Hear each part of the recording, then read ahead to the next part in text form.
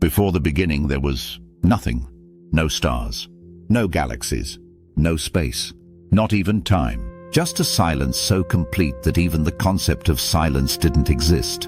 And then everything. The Big Bang. The birth of the universe. But here's the question, what happened before that?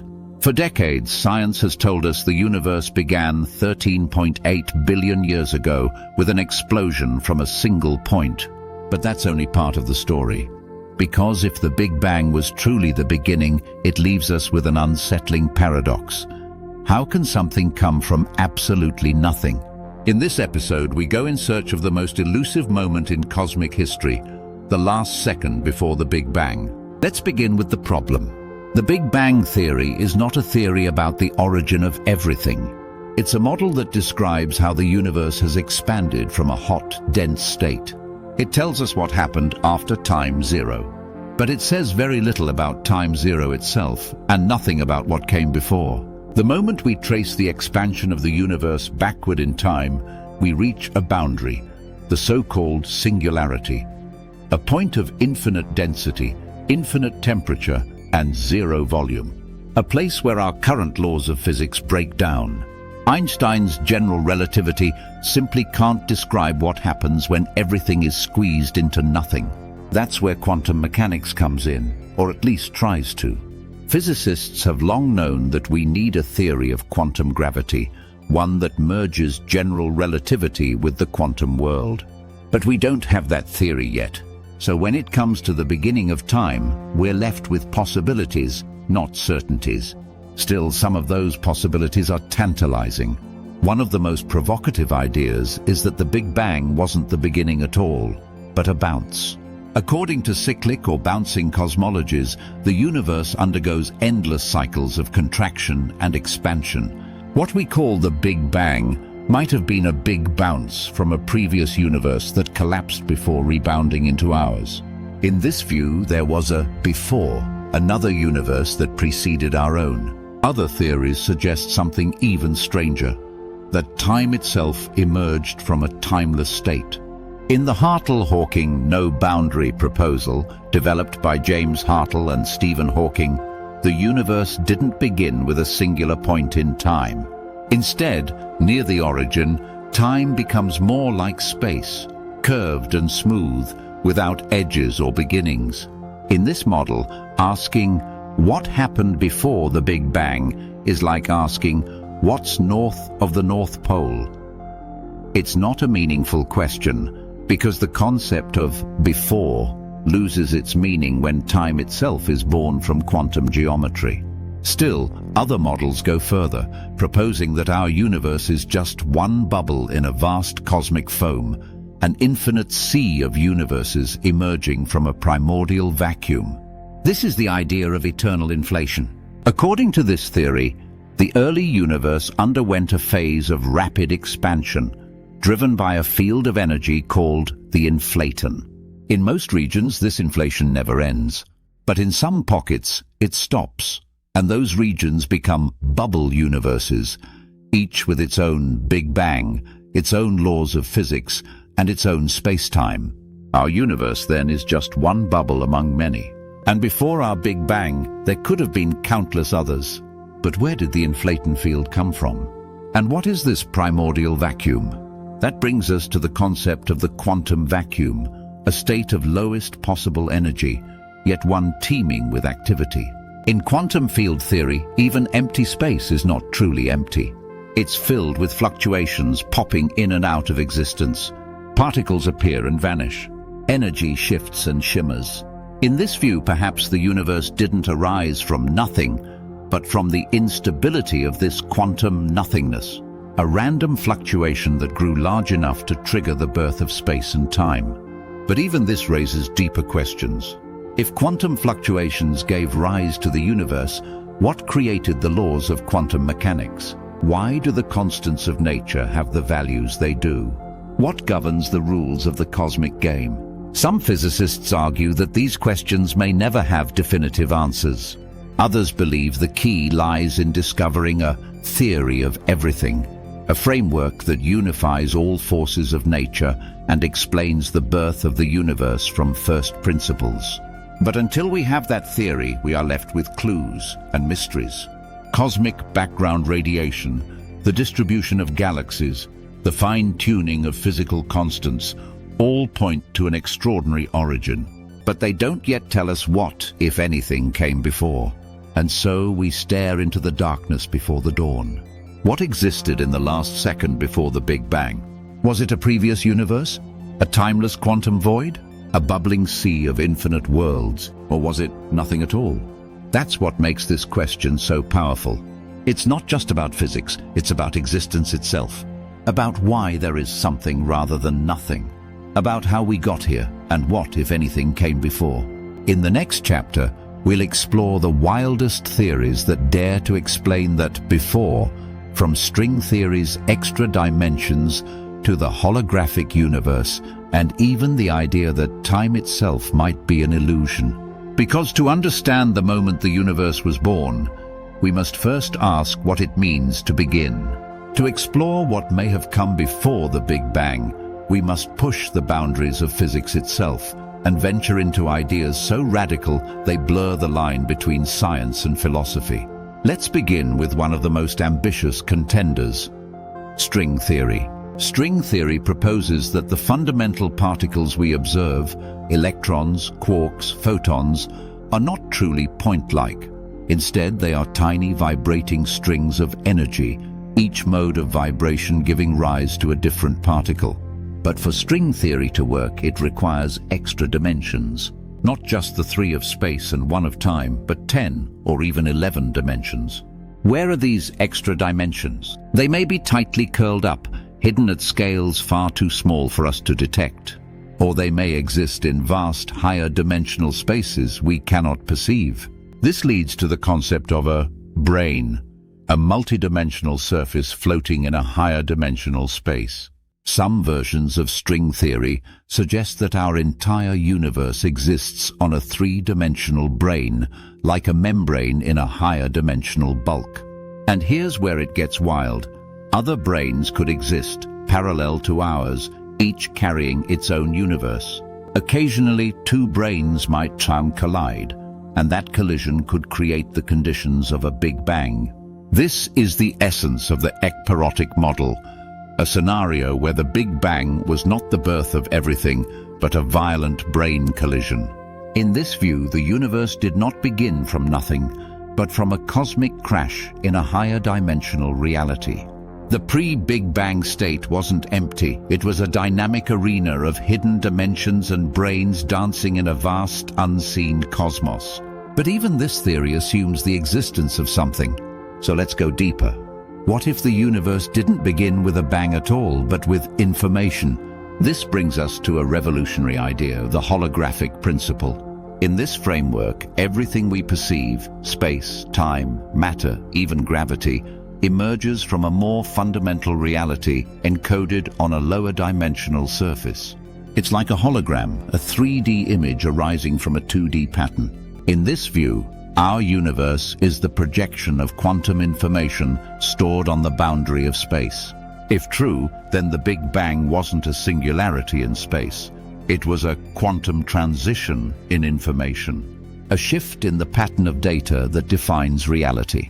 This idea has roots in black hole physics. In the 1970s, physicist Jacob Bekenstein and Stephen Hawking discovered that black holes carry entropy, that is, information. And surprisingly, this entropy scales with the surface area of the event horizon, not the volume inside. This suggested that the contents of a region of space could be fully described by information on its boundary. Years later, physicists like Gerard 't Hooft and Leonard Susskind proposed that this principle might apply to the entire universe. It's a bold idea that the 3D cosmos we experience is really just a shadow of a deeper 2D informational structure. But what does this have to do with the beginning? If the universe is a hologram, then perhaps the Big Bang was not an explosion in space, but a phase transition in information, a change in the state of the holographic code.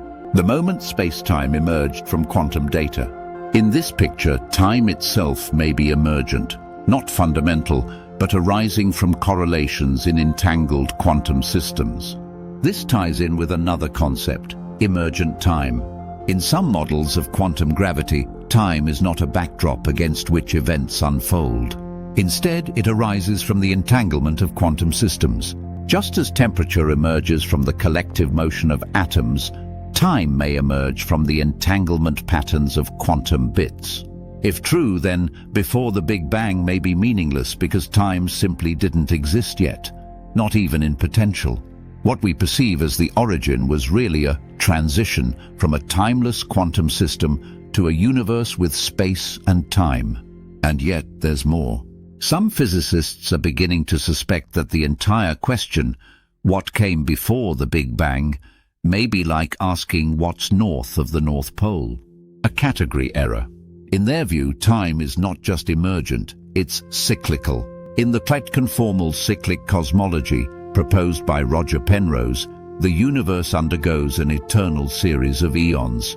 Each eon begins with a Big Bang and ends in a smooth, empty universe dominated by light. As all matter decays, black holes evaporate, and entropy is maximized, the universe loses all sense of scale. Distinctions between big and small disappear. At this point, Penrose argues, the universe can be rescaled to produce a new Big Bang, a new eon. This theory connects the end of one universe to the beginning of another through a conformal transformation, linking infinities together like beads on a cosmic necklace. If Penrose is right, then the last second before our Big Bang wasn't a nothingness, but the wide end of a previous universe, a grand reset in the fabric of space and time. But is there evidence? Penrose claims that patterns in the cosmic microwave background, concentric rings of low-temperature variation, may be the imprints of black holes evaporating in the previous eon. The data is controversial, but the idea is stunning. We might be seeing fingerprints from a universe that came before, and that raises the most profound possibility of all, that our universe is not a one-time fluke, but part of a vast eternal process. A universe that begets universes, where the arrow of time is not a straight line but a circle. A cosmos where even the Big Bang is just one chapter in an infinite book. So what was the last second before the Big Bang? It might have been a crash of brains, a shift in a holographic code, the end of a previous universe, or even the emergence of time itself. We don't know, but we're getting closer. Because the universe is not just expanding, it's whispering. Through gravitational waves, through cosmic background radiation, through the mathematics of space and time. Each whisper is a clue, and each clue brings us one step closer to answering the most mysterious question of all. Where did everything begin? In the next chapter, we'll explore how the tiniest ripples from that first moment still echo across the cosmos, how we can detect them, measure them, and perhaps even hear the first heartbeat of the universe itself. To trace the echoes of the Big Bang, we must turn our gaze to the cosmic microwave background, the faint afterglow that blankets the sky in every direction. This radiation is more than just light. It's a time capsule, a snapshot of the universe as it was just 380,000 years after its birth. But what if we could go even further? What if we could detect the first instant, not 380,000 years later, but trillionths of a second after the Big Bang? That's where a new frontier emerges, the search for primordial gravitational waves. Unlike light, which was trapped in the hot plasma of the early universe, gravitational waves, ripples in space-time itself, could travel freely from the moment they were born. These waves, if detected, would be our direct line to the beginning, the earliest signal we could ever observe. According to inflation theory, the universe underwent an exponential expansion in the first 10 to 35 seconds. During this phase, space itself stretched faster than the speed of light. Quantum fluctuations, tiny jitters in energy, were also stretched, growing large enough to seed galaxies and cosmic structures. But some of these fluctuations weren't just in matter, they were in space-time. These are the primordial gravitational waves, tiny ripples created by the violent expansion of the early universe. If we could detect them, we would be seeing the packed vibrations of the Big Bang itself. So how do we look for these ancient waves? The key is polarization. When gravitational waves passed through the early universe, they would have left a subtle twist in the polarization of the cosmic microwave background. This twist, known as B-mode polarization, is incredibly faint but detectable. Instruments like BICEP 2, Planck and future telescopes are hunting for this telltale pattern. In 2014, the BICEP 2 team announced what seemed like a detection of primordial B-modes, sparking worldwide excitement. But it turned out to be a false alarm. Interstellar dust was the culprit. Still, the search continues, and with each generation of instruments, we inch closer to reading the gravitational signature of the universe's first moment. But there's another angle, literally. In the earliest universe, time and space may not have existed in their current form. At the tiniest scales, quantum gravity takes over, and the smooth fabric of space-time breaks into a frothy, probabilistic foam. To study this regime, scientists turn to quantum cosmology, a field that attempts to blend general relativity and quantum mechanics. One of the boldest ideas here is the Hartley-Hawking no-boundary proposal. Developed by James Hartle and Stephen Hawking, this model suggests that the universe has no boundary in time or space. Instead of a sharp beginning, time becomes space-like as we approach the Big Bang. Think of the Earth. It has a North Pole, but there's no edge or boundary there, just a smooth transition. Similarly, in this model, the universe transitions smoothly from a quantum state with no time into the classical space-time we experience today. In this view, the last second before the Big Bang is not a singularity, but a blurring of space and time, where traditional physics no longer applies. So how do we study a time before time? Through the wave function of the universe. This mathematical function describes all possible configurations of the cosmos. It's the quantum version of the universe's DNA, a probabilistic map of every way the cosmos could begin. In some models, the most probable histories are those that transition smoothly from nothingness into an expanding universe. These aren't explosions from a point, but emergences from quantum geometry. Another idea gaining traction is loop quantum cosmology, an offshoot of loop quantum gravity. This theory proposes that space is made of discrete loops, tiny quantized chunks. According to this model, the Big Bang wasn't a beginning at all, but a bounce, a transition from a previous contracting universe. Imagine the universe shrinking down, compressing to a critical point, and then rebounding. The Big Bang becomes a big bounce, and the last second before the Big Bang was actually the final moment of a previous cosmos. This is not science fiction. It's mathematically consistent and testable, with predictions that may soon be compared with observations. But even if we never directly detect these primordial events, we can still observe their effects. Consider the distribution of galaxies across the sky. It's not random. It carries the fingerprints of quantum fluctuations, stretched by inflation. These fluctuations are what gave rise to stars, planets, and eventually life. The structure of the entire universe, the cosmic web of matter, is the direct descendant of the earliest ripples in space-time. It's as if the universe still remembers its birth, and we're deciphering the memory. Every telescope we point into the sky, every cosmic signal we decode, is part of a great archaeological dig, not into the Earth, but into the fabric of reality itself. And yet one mystery persists. If the universe began with such incredible density and heat, why is it so flat and uniform today? This is known as the flatness problem. The early universe had to be balanced with almost absurd precision. A tiny difference in initial conditions, 1 part in 1060, would have led to collapse or chaos. And yet, here we are, in a universe that is geometrically flat and nearly homogeneous. Inflation helps explain this. by stretching space so rapidly that any curvature was ironed out. But it raises another question. What set inflation in motion? This leads us to the idea of a multiverse.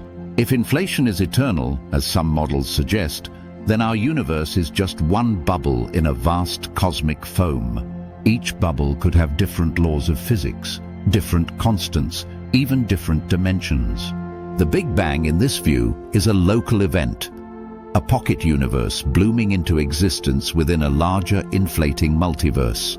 Before our Big Bang, more bubbles, more beginnings, more realities. And yet, despite the scale and complexity of these theories, they all return to the same profound question. Why is there something rather than nothing? In the final part of this journey, we will confront that question head-on. We will explore the philosophical and scientific depths of what it means to begin, to exist, and to be part of a cosmos that may have no beginning and no end. So where does that leave us? The last second before the Big Bang might not have been a second at all. It could have been a blur of quantum foam, a bounce from a previous universe, or the fading edge of time itself. Whatever it was, it remains just out of reach, hidden behind the veil of the Planck epoch, where our current physics breaks down. But that hasn't stopped us from asking, or from listening. With every gravitational wave, every photon of ancient light, every equation scribbled on a chalkboard, we push closer to that first moment. And maybe one day we'll see not just how the universe began, but why. Until then, the last second before the Big Bang remains one of the greatest mysteries in all of science, and the most beautiful.